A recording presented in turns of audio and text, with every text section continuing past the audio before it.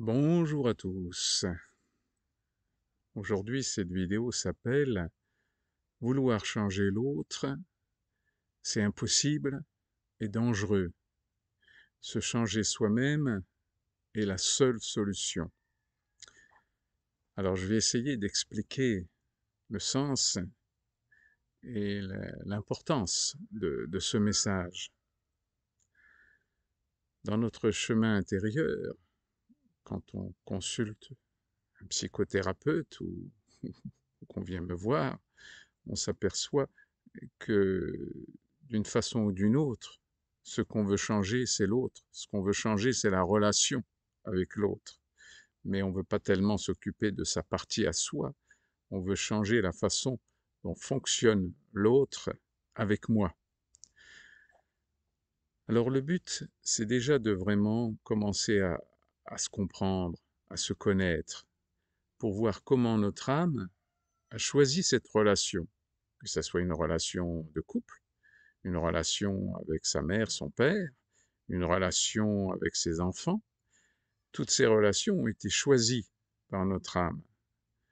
Donc ce n'est pas un hasard, ce n'est pas quelque chose qui est une punition ou je ne sais trop quoi. C'est toujours pour essayer de grandir à l'intérieur de soi, de grandir dans le respect de notre âme, de se libérer de tous nos refus, de tout ce que nous avons construit à l'intérieur.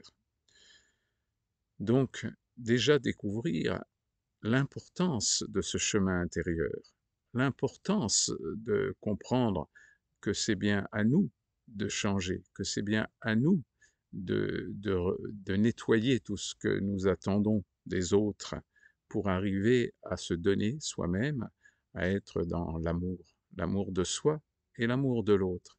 Car bizarrement, ce n'est pas se venger de l'autre, ce n'est pas attaquer l'autre, ce n'est pas se défendre de l'autre qui est la solution la plus ultime. C'est l'amour. L'amour de l'autre, l'amour de la situation, l'amour de notre âme et l'amour de nous-mêmes, de notre corps, pour arriver à se libérer de toutes les attentes, qui viendraient de l'extérieur, pour se libérer de toutes nos illusions. Et à ce moment-là, les solutions vous apparaîtront beaucoup plus claires.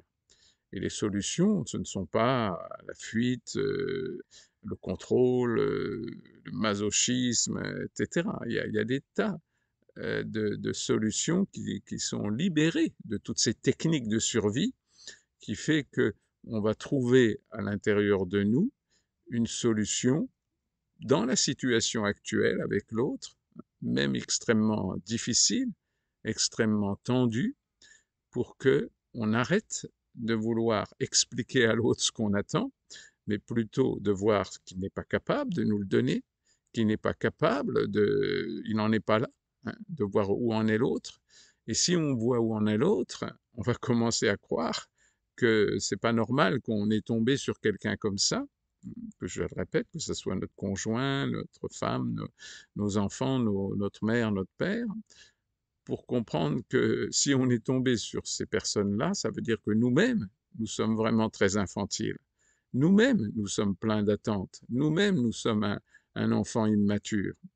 Et c'est bien en voyant clair sur nous-mêmes que nous allons pouvoir trouver la solution pour se libérer de notre personnalité, se libérer de cette construction intérieure abracadabrante qui fait que nous tombons dans ce genre de relation et non pas l'autre responsable de nos difficultés, nos souffrances.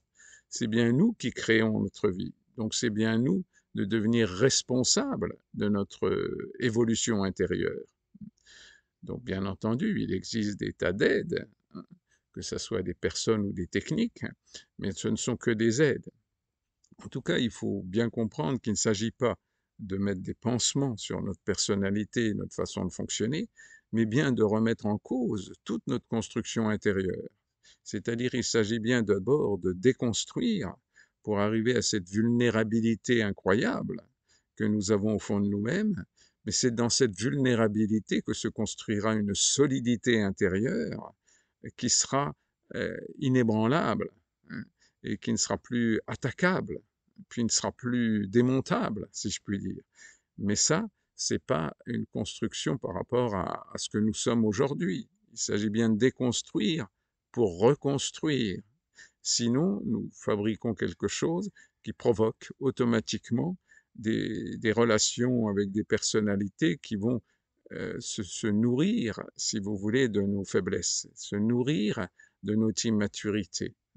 Et après, nous pourrons nous plaindre de toutes sortes, mais en réalité, c'est nous-mêmes qui attirons ces personnalités et ces situations conflictuelles ou difficiles à vivre.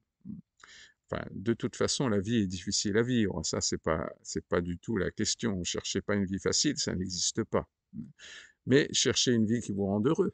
Et pour rendre heureux, il n'y a pas d'autre solution que de comprendre notre fonctionnement intérieur et de progresser dans cette immaturité intérieure pour arriver à ce que l'amour de nous-mêmes, l'amour de l'autre, l'amour de la situation, l'amour de la vie telle qu'elle est, c'est-à-dire voir la réalité telle qu'elle est, voir l'autre tel qu'il est, et sûrement pas dans des discours, sûrement pas dans des discussions sans fin qui n'ont que pour but de changer l'autre ou de changer la situation ou de fuir ou de contrôler ou de subir. Non, non, non, il y a bien une autre solution. Et cette solution, elle existe toujours, mais elle est par rapport à notre évolution intérieure, à notre grandir intérieur, et non pas par rapport au changement de la vie, au changement de l'autre. Donc, après, on fait ce qu'on peut. Il est tout à fait normal d'avoir dans sa vie, quand on arrive avec pas mal d'années d'avoir vécu, on se rend compte que on a pu éviter, on a pu fuir, on a pu faire des tas de solutions qui étaient très immatures, mais c'était nos limites du moment. Donc ça, il n'y a pas de problème. Au niveau de notre âme, tout est accepté. Hein. Mais ce qui n'est pas accepté au niveau de notre âme, c'est qu'on arrête d'évoluer, c'est qu'on arrête de comprendre que c'est nous qui créons toutes les situations, c'est nous qui avons choisi les rencontres que nous avons. Donc c'est bien dans ces rencontres-là, dans ces relations-là, que nous devons évoluer. Et bien sûr, déjà de comprendre que c'est pas à l'extérieur. Quand je vois par exemple tous ces gens qui croient que parce que leur mari ou leur femme est dangereuse, ou surtout le mari en général, hein, mais bon, qui vont à la gendarmerie et que c'est les gendarmes qui vont régler le problème. Je ne dis pas qu'il faut pas passer par là, mais ça ne doit être comment dirais-je, une, une marque provisoire. Hein. C'est bien sûr dans notre changement intérieur que ça doit évoluer. Car si vous êtes dans, dans vous plaindre de l'autre, vous plaindre de la relation à l'autre, automatiquement vous provoquez un renforcement de sa relation, sa personnalité. C'est-à-dire que puisque l'autre n'est pas prêt à changer, n'est pas prêt à évoluer, et ça ne vous appartient pas, ça n'appartient qu'à l'autre, hein, ce qu'il décide de faire. Et croyez-moi, moins l'autre évolue, mieux c'est pour vous, car c'est vous qui serez obligé de grandir dans cette relation. Donc c'est bien que l'autre, ne rien attendre de l'évolution de l'autre. Donc chaque fois que vous êtes dans vous plaindre, vous dans la victime de l'autre, vous nourrissez la personnalité de l'autre, hein, qui va construire quelque chose d'encore plus solide pour se défendre. Hein. Alors qu'il s'agit bien d'évoluer à l'intérieur de vous pour trouver des solutions qui ne vous appartiennent qu'à vous et qui n'appartiennent que dans votre partie de la relation, hein, sans rien chercher à changer chez l'autre. Et c'est toujours possible. Mais bien entendu, ça représente un travail sur soi énorme.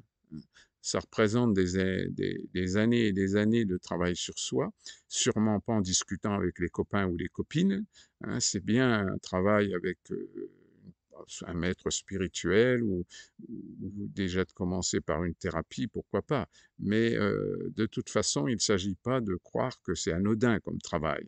Hein. C'est quelque chose de très profond qui va vous bouleverser de l'intérieur à un niveau ultime et incroyable.